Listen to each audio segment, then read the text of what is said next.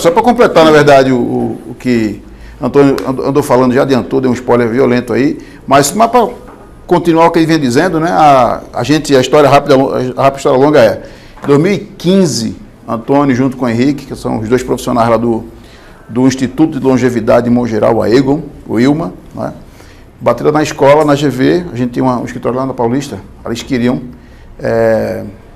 pediram para a gente fazer um produto, na verdade, que ajudasse a informar a respeito da qualidade de vida na cidade, olhando para a questão da longevidade. E longevidade, aproveito para fazer uma nota de rodapé.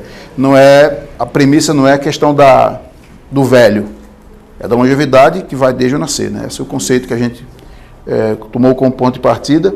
E por algum motivo, não sei, alguém na escola achou que aquele projeto podia parecer com o que eu vinha fazendo, e eu não sou da área de pública, sou bem distante, meu campo é finanças, mas felizmente aí a gente já vinha fazendo algumas coisas desde 2014, olhando para um negócio agora que virou moda no mundo inteiro, que é o tal do ESG, né? Aspectos ambientais, sociais, de governança das cidades e dos países. Então a gente já vinha fazendo algum tipo de trabalho nisso aí, tem um doutorado fazendo pesquisa, publicando, dando prêmio desde aquela época. E agora, depois da pandemia, eu posso dizer, graças a Deus teve a pandemia, porque finalmente aqueles corações mais céticos viram que o negócio faz todo sentido, né? Essa questão de que a economia é circular, que o papel que você joga na rua vai cair no esgoto, vai bater lá não sei onde, vai contaminar os mananciais, né? Isso aí é muito legal. E aí a gente teve chance de exercitar a questão do que a gente vinha escrevendo e pesquisando com o que as empresas estão querendo. Então é um negócio muito legal para quem faz pesquisa, como eu ainda, a gente saber que tem alguém, tanto empresa quanto o cidadão, querendo saber a respeito daquilo que a gente está pesquisando, né? Então aquilo me deu uma vontade muito grande de fazer aquilo acontecer, e foi uma experiência super legal. 2015, nós fizemos aí depois de muita interação com o Antônio e com o Henrique, a gente chegou no desenho, publicou em 2017, aí depois de algum esforço fizemos uma segunda edição em 2020, conseguiu fazer uma ampliação em nível de número de cidades. Não sei se vocês têm noção, mas o Brasil tem 5.580 municípios nesse minuto, né? Algum vereador agora está ficando criativo lá em Minas Gerais e criando mais uma cidade. Porque em Minas tem cidade com 850 habitantes. Tirar a prefeitura, fica só o porteiro da cidade, né? Então, é um troço meio estranho. Então, 80% da população vive nos 1.000 maiores municípios. Então, 20% para 4.580 municípios. Então, é a indústria. Por isso que tem gente por aí querendo reduzir o número de municípios. Eu acho que não quer, tem que reduzir, porque não existe isso aí, é um despropósito, né? E é exatamente essas cidades menores, mais afastadas, que aí a coisa fica muito precarizada. Mas, enfim, essa é uma discussão para o pessoal da área de pública. Falando rapidamente sobre o trabalho aí, eu botei um slide só para a gente ficar olhando para algum lugar, né? Mas depois que a gente pode distribuir para vocês, tudo mais. O ponto de partida foi aquilo ali, está nessa flip chart aí. Isso é uma máxima de finanças. Se você não mede, você não gerencia, né? Então não existe gestão por intuição, né? As decisões têm que ser racionais. E para ser racional significa ter parâmetros, né? Preciso gerenciar, preciso ter número para o negócio, preciso ter um racional de mensuração daquilo que eu estou fazendo. Em qualquer área. Até um pastor de igreja ele tem que saber quanto ele está recebendo em média de oferta dos fiéis ali. Então, não tem como, né? Então, esse foi o primeiro estalo, né? Que a gente vê muito gestor público no Brasil fazer a coisa meio que de maneira errática e tal. E a gente sabe que quanto mais desorganizado, mais fácil para quem é desonesto, né? Então, o desonesto, ele odeia a organização, odeia número. Quer matar o sujeito, é mesmo que abrir a cortina para o vampiro, né? Ele queima a pele toda. Então, dá número para o sujeito, ele vai se assustar. Por isso que esse projeto incomoda. Incomoda bastante gente, ninguém quer, assim, ninguém que vive da desorganização quer saber disso. É mesmo que você morar num condomínio e deixar para o síndico trabalhar sem prestar conta, sem ter planilha de custos, sem nada, e a coisa vai... E só te dizendo, ó, tem que pagar mais a taxa. Mas por quê? Porque tem que pagar. Então, esse é o ponto de partida. Segundo, informar o cidadão para que ele possa escolher onde morar, em quem votar, em quem não votar, não é? Dar informação de qualidade, não a informação que a gente vê nessas campanhas inoportunas políticas. Você está vendo televisão, cai de paraquedas uma campanha na tua frente. Eu estou com saudade daquela época. A partir de agora, horário político, eu desligar e jogar bola, né? Agora eu não posso mais fazer isso. Estou vendo o filme, ele pinga na minha frente, os 30 segundos. Então, aquela informação é inútil, basicamente, né? É uma coisa de mais que teatral, né? Então, em quem você vai, numa época de fake news, né, em quem você vai acreditar. Qual é a fonte? Então, essa era a motivação inicial, fazer um aparato de informação que pudesse ajudar as pessoas a decidirem o que vão fazer, onde vão morar. Eu tenho várias profissões, o militar, por exemplo, como eu fui durante um tempo, terminou o seu serviço, ele vai escolher onde vai morar no Brasil. Vou morar em Santos, vou morar em tal lugar, e muitas vezes a impressão que se tem da cidade não corresponde aos números, né? Coisas do tipo, das 50 cidades do Brasil com maior taxa de suicídio, das 50 mais, 16 estão no Rio Grande do Sul, por algum motivo. E onde a gente sabe que os indicadores sociais de desenvolvimento das cidades no sul do Brasil são bem melhores do que no resto do país, né?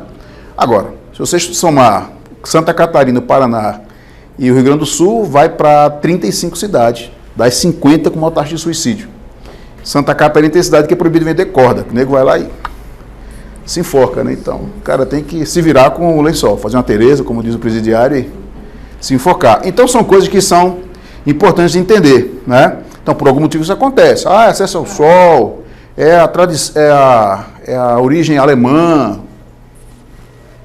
Mas ninguém, assim, não tem uma explicação muito clara. E até pouco tempo atrás tem muito preconceito em divulgar essas estatísticas, né? A própria imprensa é estimulada a não divulgar, porque parece que quando um vai, outro vai ter também, né? O pessoal da EGO dizia pra gente que a sede deles era no centro de São Paulo. Sueli, quase toda semana tem alguém que se joga do viaduto do chá. No centro de São Paulo. Toda semana tem alguém que dá um de paraquedas ali, dá de cabeça. E a imprensa não pode, ou opta por não noticiar. Então é um negócio complicado entender essas coisas aí. Mas a missão do gestor público é olhar para isso.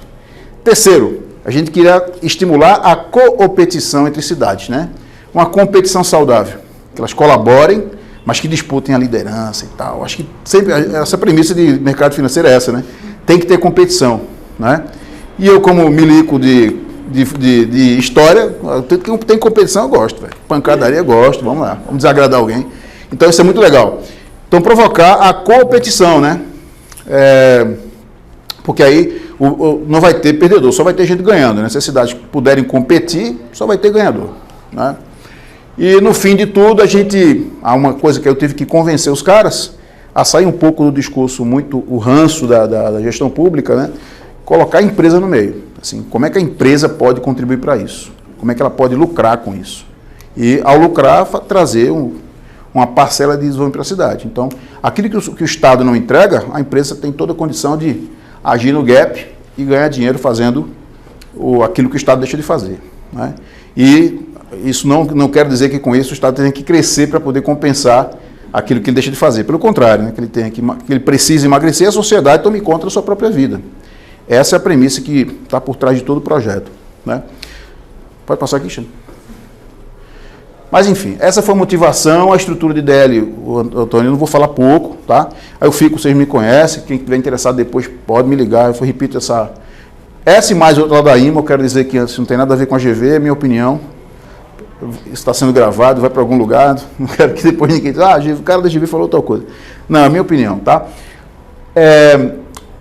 Essa já é uma coisa que veio depois. Eu acho que essa experiência, como toda experiência, ela não fica desconectada de nada. Tudo que eu faço, eu pessoalmente tento buscar sinergia nas coisas que eu faço. Essa é uma coisa aqui, ó.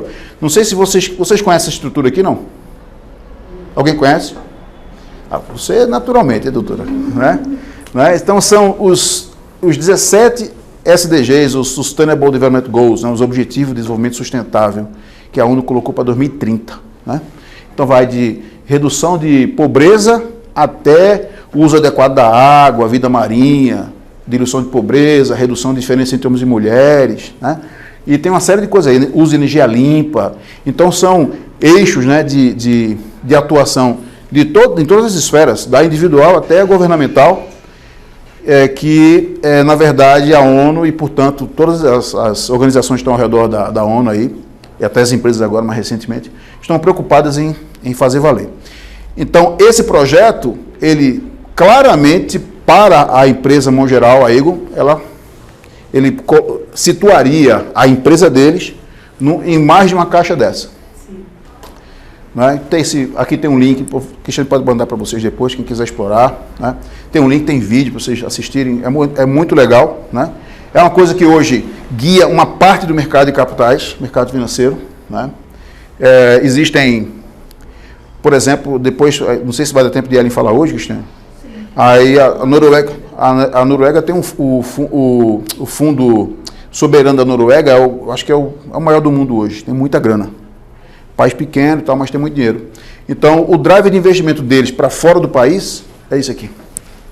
Então, hoje um empresário que tem uma plantação de cacau, que por um motivo ele consiga dizer que resolve ou endereça alguns problemas desse aqui, ele põe isso no papel, tem um parecer, leva para o BTG Pactual, por exemplo, o BTG vende lá fora, no exterior, e vem o dinheiro para cá, com a taxa de juros muito menor que a nossa.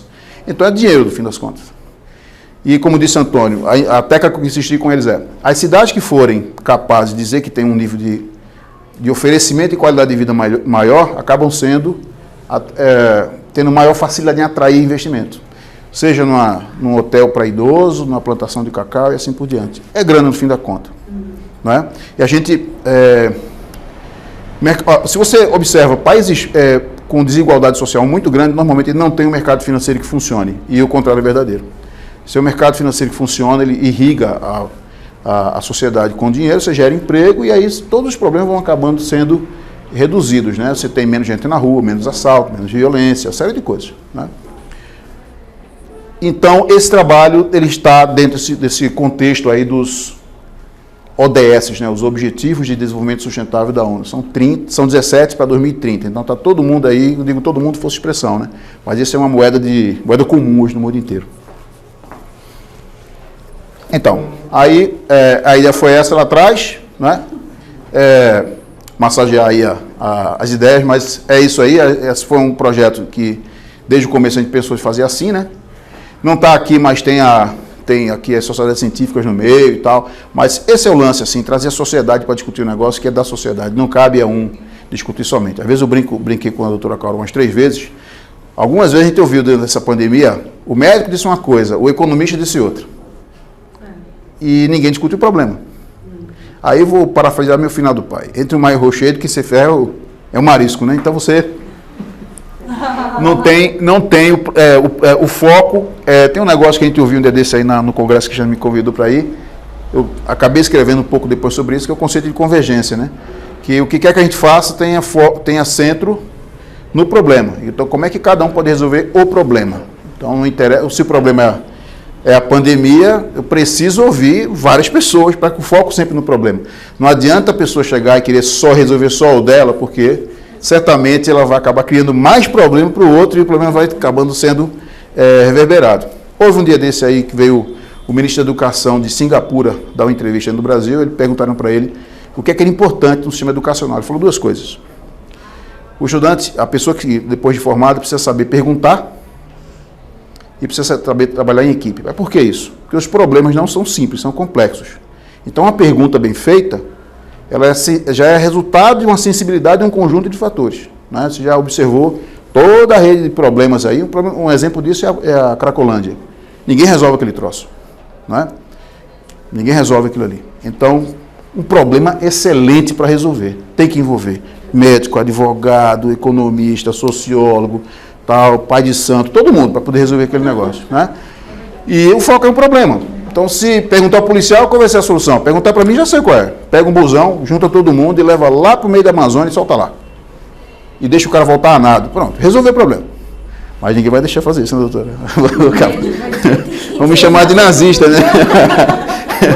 Perguntar para mim, eu resolvo. Agora, só que a minha forma de resolver talvez não seja a que todo mundo quer. Então, precisa olhar para isso, né? Esse foi o jeitão do negócio, né? Então, essa foi a sequência que a gente usou, porque eu estava pesquisando na época essa questão de decisão sob ignorância, né? Isso no mercado financeiro é muito comum. Você vai comprar um seguro de carro, seguro de qualquer tipo de seguro, por exemplo, dificilmente alguém te diz tudo que está por trás daquilo ali, né? Então, você compra pelo medo de ser roubado, pelo medo de qualquer coisa, mas não sabe o que está fazendo. E algo muito parecido acontece no dia a dia da cidade. Quanto gestor público não sabe que existe o Fundo Nacional do Município? O consultor vai lá para os fundões lá do Maranhão e vende por 25% do valor que ele vai captar para o município para dar uma consultoria, que o prefeito não sabe fazer um projeto. A pessoa que votou naquele prefeito, muito menos. Então, a gente tem um mar de ignorância sendo colocado. Então, a ignorância é a raiz do problema da sociedade brasileira, né? Então, trazer informação e capacitar as pessoas para poder processar essa informação, né? Informação não significa dado. Informação é você, hoje em dia, você abre o celular, tem um chove de coisa de informação para você. Mas o que é que te interessa no dia a dia? É pouca coisa. Então, a cabeça continua com o mesmo tamanho. Só no Ceará a cabeça cresce um pouco, mas, né? Pernambuco às vezes, né? Então, as pessoas precisam ser capazes de acessar a informação boa e processar essa informação. O fato é que a gente tem muita informação desencontrada, os veículos estão em descrédito, né? Você quer ouvir o eco de alguma coisa, escuta uma certa rádio. Quer ler certas coisas, lê um jornal, mas não lê o outro. Então, isso é um troço meio estranho. Então, de novo, o projeto foi levar informação boa para que as pessoas possam decidir e fazer o julgamento do gestor público, encher a paciência dele. E ser, portanto, exercer a cidadania dele no sentido de dar pressão em quem tem que dar. Vamos lá, Cristiano. Pronto, isso aí volta um pouquinho, Cristiano. A gente separou, nessa segunda edição, primeiro foram quase 500 cidades, nessa outra agora foram quase 1.000, né? Então aqui está o mapa, quanto mais, aqui é coincidência, tá, pessoal? O software escolheu o vermelho por acaso. Quanto mais vermelho, melhor a qualidade de vida na cidade. Então você tem uma concentração para o sul-sudeste, né? Lado esquerdo aqui tem as cidades grandes, grande significa as 300 de maior população do Brasil. Pegamos as 1.000 maiores, aí 300 no topo e 700 demais. As 700 demais a gente chamou de pequena e as 300 maiores chamamos de grande. Então, quanto mais azul, pior. Quanto mais vermelho, melhor em nível de indicadores. Foram 50 indicadores organizados em... Passa um pouquinho, por favor. Nessas dimensões que estão aqui. Cuidado com saúde, que é o grupo que tem mais indicadores, uma quantidade boa de indicadores. Uma coisa que é um problema, a gente não tem dados para poder trabalhar no Brasil. Os dados são muito desatualizados, o censo de 2010. Então fica difícil a gente dizer alguma coisa assim, um pouco mais enfática, porque acaba que a gente, por restrição de dados, tem que trabalhar com dados de 2010 misturado com 2020. Aí fica um troço meio estranho, mas entre a cruz e a caldeirinha, a gente prefere fazer, né? É lógico que, às vezes, num GPL da vida, a pessoa que está insatisfeita, a pessoa que está lá... Bota um pouquinho, Cristiano, coisa. Está aqui em cima, por aqui, o cara vem para o curso, mas isso aí dá tristeza, né? Ele vem para desacreditar o instrumento, para justificar a esfera dele. Olha, a régua é ruim e tal, dane-se... Ixi, aí você quer que eu faça o quê? Que eu fique sem medir, esperando o dia, que a gente seja um país com muito dinheiro, com informação... prontinha. Hoje em dia o pessoal, aluno de graduação está assim, apertar o botão e cair a prova pronta para ele, tudo pronto, não quer ir atrás de nada, e assim por diante. Não é? O pessoal que tem pergunta e curiosidade pode me interromper, não, pode participar, tá? Se vocês deixarem, eu vou falando. Enfim, então foram esses indicadores, aí tem, por exemplo, finanças, tem questão de renda per capita, transparência da gestão pública, que tem uma régua boa para isso agora, feita pelo Ministério Público, né? Habitação é um pilar que a gente acha importante, mas tem pouco indicador sobre isso, a gente teve que ser bastante criativo, daqui a pouco eu mostro um exemplo disso, para poder trazer informações relevantes para isso aqui, né? Por exemplo, quantas habitações para idosos tem no Brasil? É difícil encontrar isso aí. A gente acabou, depois de muito esforço, olha, existe um Código Nacional de Atividade Econômica, um CNAE, específico para certa atividade, estabelecimento comercial que tenha por finalidade declarada em contrato social aquele tipo de preocupação. Aí, com isso, a gente acabou fazendo, ok. Mas não é uma coisa assim que está pronta na Receita Federal, você chega lá, aperta, bate na porta. Não, tem que ralar um pouco para poder montar isso. E, não sei a quem interessa, não sistematizar essa informação para que as pessoas possam acessar, né? E esse projeto aí, o site ele existe, está funcionando, é gratuito, os caras foram muito bem intencionados em criar coisa inteligível, que você possa brincar lá e tudo. A gente até tem uma ideia de colocar um termômetro que ficasse na sede da empresa lá no Rio, o cara passasse, a cada minuto, mudasse uma cidade lá num pirulito, aqueles reloginho grande que tem lá no arpoador, grandão, mostrando assim, olha, cidade, líder, isso, para poder dinamizar, né? Ficando girando ali, com patrocínio, tinha uma série de ideias. do Antônio com o Henrique, mas a coisa andando patinando um pouco.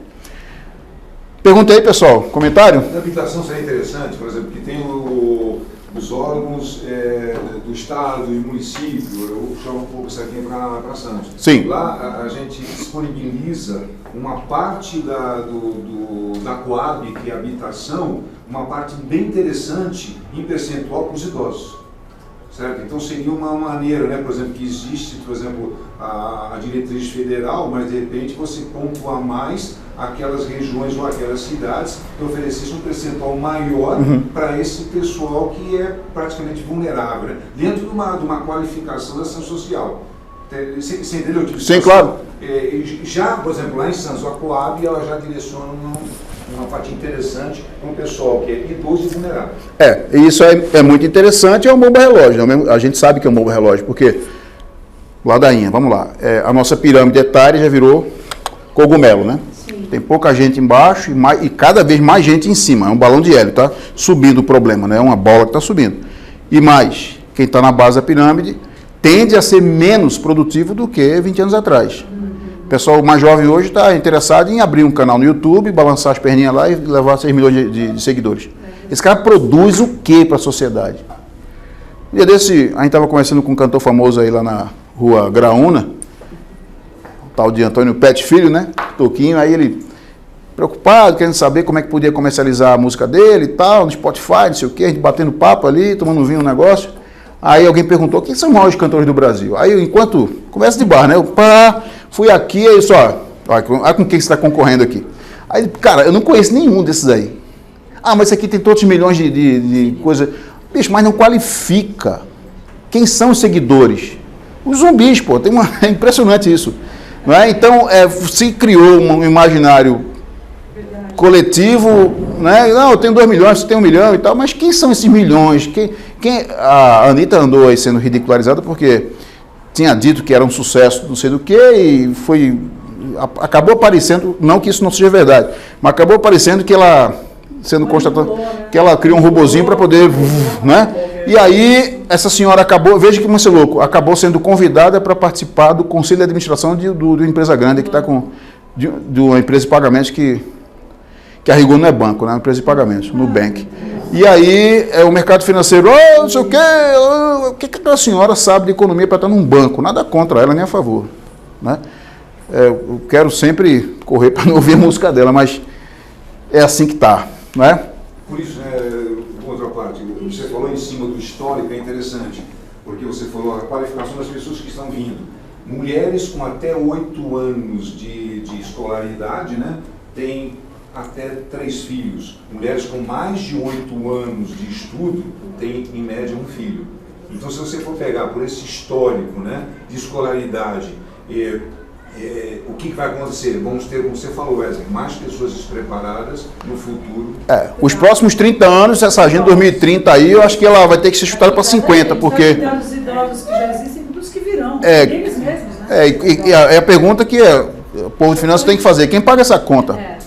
Não é? Que mais os caras vão inventar de tributação, colocar mais... Porque os caras de Brasília, infelizmente, honestamente, não dá nem para qualificar, porque a solução que se encontra sempre é, vamos criar mais um tributo e dar mais uma bolsa para alguém. Porque sempre que se dá uma bolsa para alguém, você ganha um voto, né? Então, os políticos brasileiros, na média, opinião minha, não se preocupam com resolver o problema. Resolve o problema dele, que é se eleger. Não interessa o que o país precisa.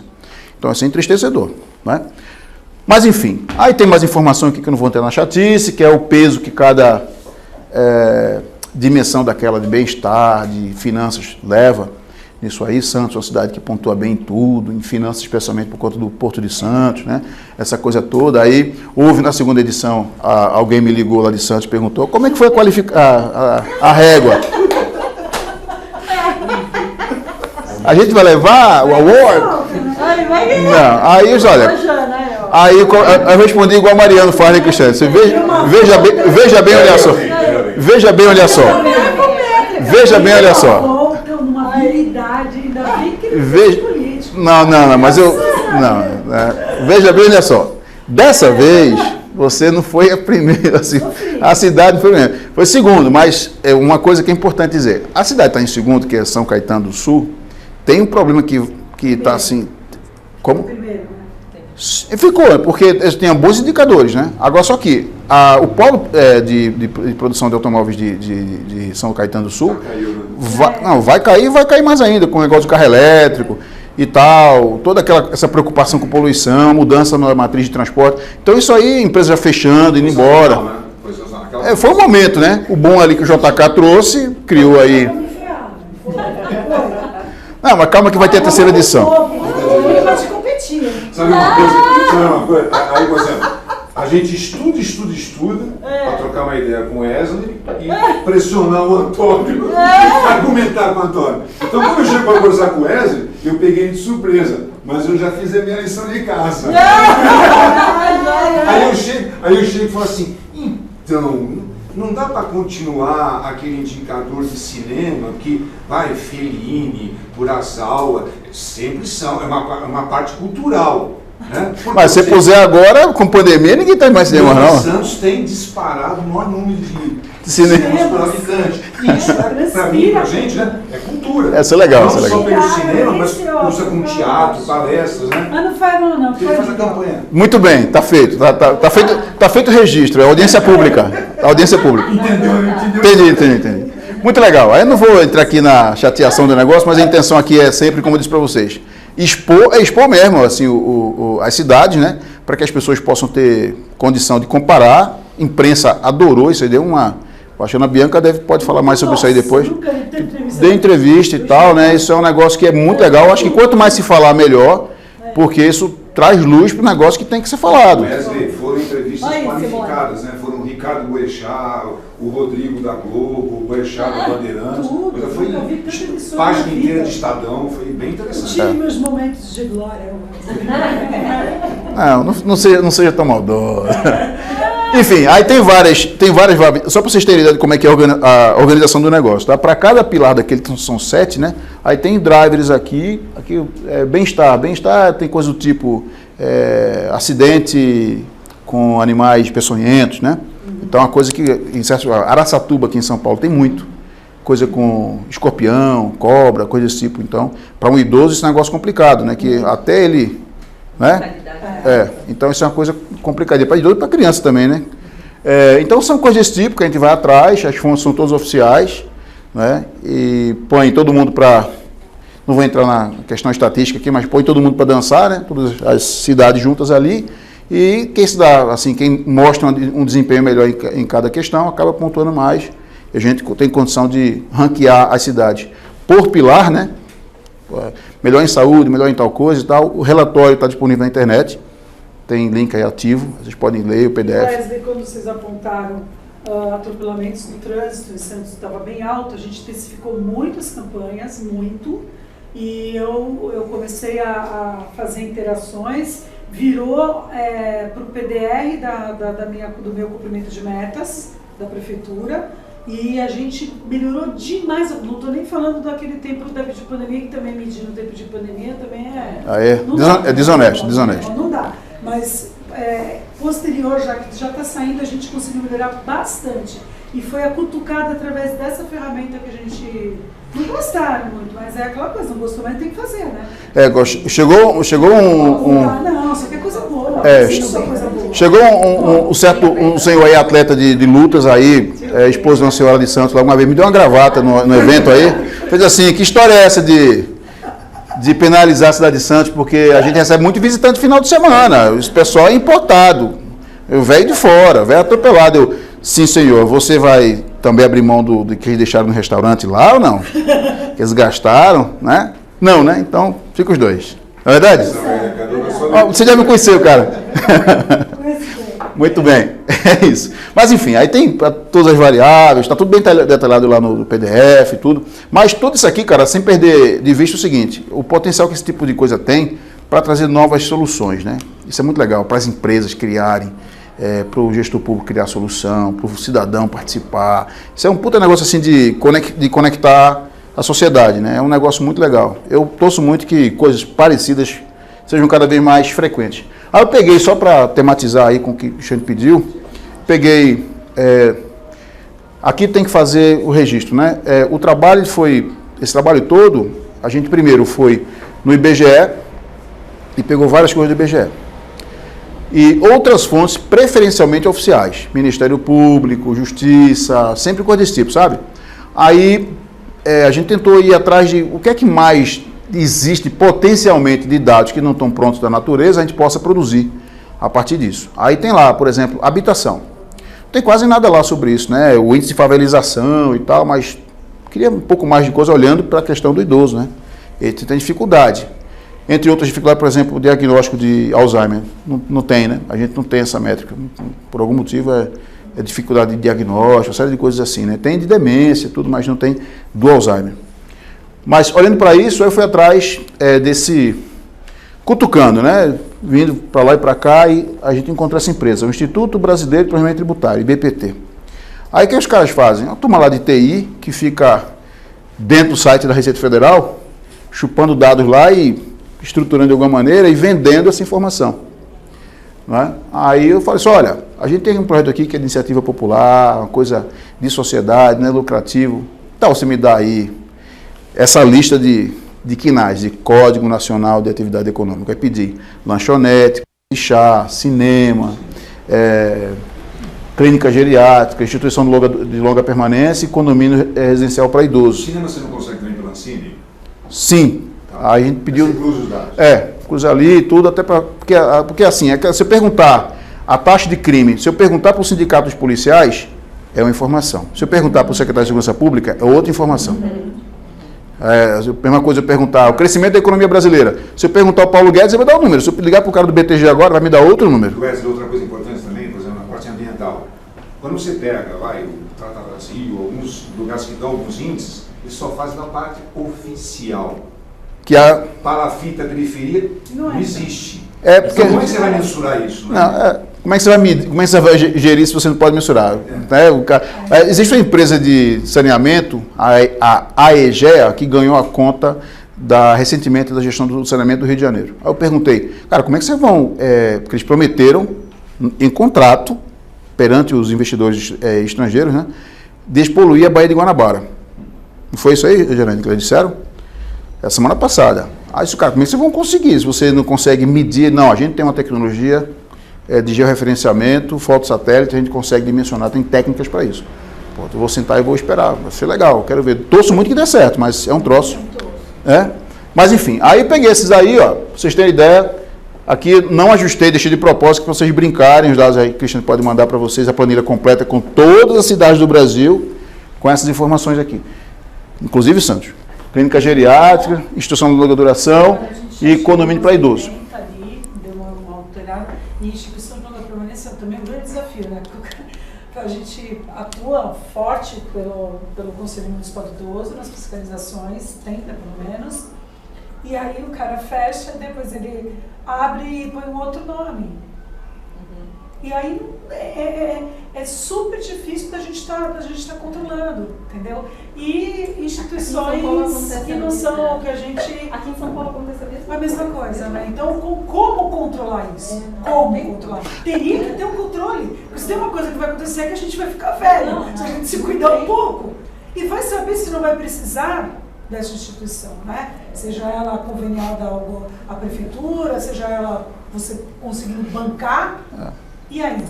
Eu acho que aí tem que pensar, lógico, isso aí não se pensa em 10 minutos, mas eu acho que uma coisa que não tem como escapar se houver transparência e a sociedade tiver condições de saber que existe esse tipo de coisa e houver um canal para você, por exemplo, comunicar, desvio de conduta e tudo mais, a pressão aumenta, né? Para você ter ideia, eu acho que eu falei naquele GPR, mas não sei se vocês lembram, num desses congressos aí que eu fui, uns anos atrás, foi um congresso na Califórnia e tinha um negócio, eu achei muito interessante. Um sistema de sinalização nos restaurantes da cidade de Los Angeles e tem lá um rating de higiene, uma nota de higiene de A até F. Não é que você não possa entrar no F, então todo mundo é autorizado para funcionar, mas ele pega a nota de higiene, de limpeza que a municipalidade, né, dá para aquele estabelecimento, ele é obrigado a deixar um cartaz A3 na entrada a nota. Aí tinha lá, eu passei na rua, tinha lá um restaurante assim chamado Naked Sushi. Sushi de mulher nua. É um sushi, a mulherada vai se vir nua lá. E o cara com nota A. Aí eu tirei a foto, cara, isso não existe. Pô, essa japonesada é boa, viu? Aí eu pensei, cara, isso aqui seria muito legal em São Paulo, porque na época eu tava pegando o negócio da vaca louca. Sim. E quem é que morria? Os velhos. Infecção, né, e tal, os velhos, faca. Aí que eu pensei, putz, São Paulo é uma cidade que é famosa pelos restaurantes que ela tem, e tal. E a provocação que eu fazia no começo, não sei se vocês vão lembrar, do GPL foi, você acabou de chegar numa cidade, São Paulo recebe gente do mundo inteiro, né, toda hora. Você vai almoçar, vai jantar. Onde é que você vai? Como é que você escolhe? Eu não gosto de ficar variando de restaurante, porque eu não sei se estou comendo carne de jegue, eu não sei. Não sei, com a gestão pública que a gente tem. Se você vai em qualquer restaurante, procura onde é que está a autorização dele. Está em alguma pasta mufumbada, em alguma gaveta. Você tem que ver aquilo. Exatamente. Se o cara chega, abre um restaurante e começa a vender coisa sem ninguém saber, ele vai, até ele matar uns 30, ninguém vai saber. Aí quando morrer, a primeira pessoa que o Globo for lá, aí não tinha autorização. Mas já foi, o estrago está feito. Né? Então, o que tem aí de matadouro, clandestino, produzindo carne, às vezes boa qualidade, mas o risco é grande, né? Então, eu pensei para os caras assim, liguei para, na época, um vereador que estava, quem tinha acesso a ele, para mandar tentar um projeto de lei. Eu posso mandar para você, se você quiser fazer em instante, seria muito legal. Opa, bora. Tá prontinho assim o projeto. Aí os caras, amigo meu que tem restaurante, inclusive o próprio Mariano. Você acha que isso vai dar certo? Aí eu, como? Daqui a pouco o Mariano chega aí. Aí eu disse, lógico que vai dar certo. Aí ele, não, você vai fechar muita gente. Eu fechar?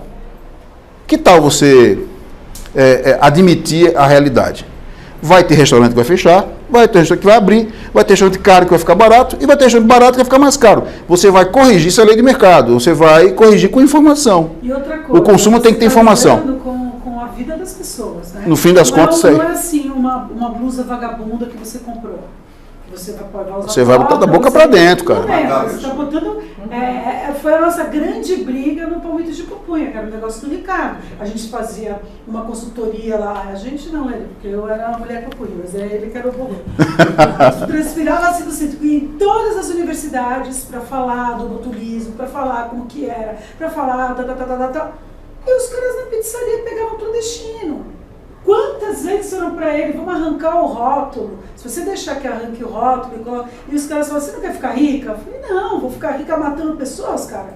Então, essa concepção do alimento que é gravíssima, porque vários restaurantes, se a gente for entrar pelo outro lado, você não vai nunca mais. 80% do mercado, desse mercado do Palmito, é clandestino, as pessoas não sabem.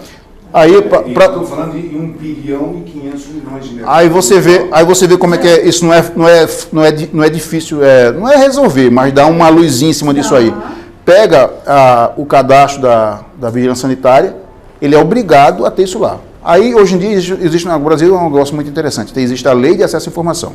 Para ter essa informação, eu tenho que passar pela lei, me deixa eu ver a caixa preta. Aí você pega acesso àquele negócio, e o cara tem um questionário lá que ele vai ticar, né? É basicamente isso, quanto é que ele tirou? 10? Então tá bom, quem tirou mais de 9 é A, de 9 para 7, B. E põe na frente, puxa, está aqui. O que você está falando, Wesley? Existe um custo e um valor agregado no produto. Se a pessoa vai e não sabe qual o valor agregado do produto, ele vai pelo custo. Aí você vê como isso tem a ver, e você vê como isso tem a ver com o que você acabou de falar, o negócio da instrução para idoso, né? A pessoa chegou lá, a pessoa que frequenta mais restaurante, chegou lá, sentou para comer. Viu que o restaurante não tem condições para ter um A, o cara vai para... Hoje em dia, fui no restaurante e tal, não sei o quê, nota A na prefeitura aqui. O cara tira a foto da baratinha no chão e pau. Isso aí. Acabou. Lembra dessa semana? Quebra. A gente foi no restaurante que a gente vai com alguma frequência, baratinha só. Tem um extraterrestre aqui, ó. Leva ele daqui que vai querer me pegar.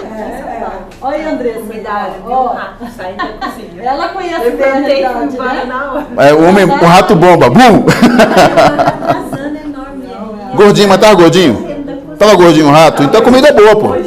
Se tava gordinho, a comida é boa. O que interessa é isso. Se o rato estiver magro, eu tô preocupado.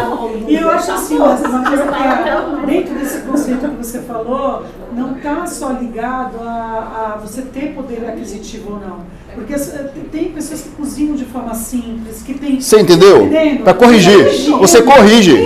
Você corrige. Você corrige a informação. Você vai conseguir. Não é porque minha mãe sempre diz, né? É assim, perdoa-se pobreza, mas não imundice, né? Então eu vou chegar no lugar, vou chegar em um lugar aí mais simples e vou dar A para um cara que está... Andressa aí, ó, o espaço, o quê? ela participando do ambiente aí, Não entendi. Contextualização aí. Não, o espaço dela, né? Não, mas dela é chique, Não, dela... isso que eu tô falando, mas ela... Eu não vou lá porque eu tenho que juntar dinheiro uma semana para comer um bolo lá. É caro demais. Entendeu? Mas enfim, é isso. Aí imagina, não tem nenhuma dificuldade. Aí os caras ficam, não pode. Eu já bati na porta da Abrazel, que é a Associação Brasileira dos Bares e Restaurantes, e o cara não quer saber. Até o dia, eu já pensei na minha empresa, pegar uns 3 ou 4 caras que você aceita, um cuspe lá e bota logo da empresa. Aí você aceita, porque começa a colocar, tira uma foto, bota na internet, pressão. Porque na hora que tiver isso disseminado, tem uma polícia.